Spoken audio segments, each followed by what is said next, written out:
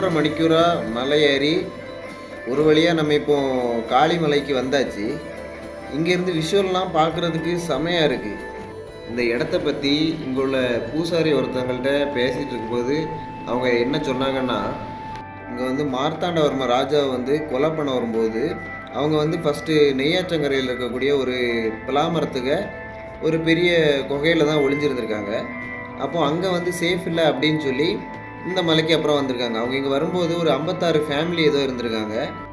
அந்த மக்கள்லாம் இங்கே இருக்கிறது அந்த மக்களுக்கு சேஃப் இல்லை அப்படின்னு சொல்லி அவங்களுக்கு பாண்டிய நாட்டில் கொஞ்சம் இடம் கொடுத்தாங்களாம். இதுதான் அவங்க வந்து இந்த மலையை பற்றி சொன்ன ஒரு ஷார்ட் ஸ்டோரி.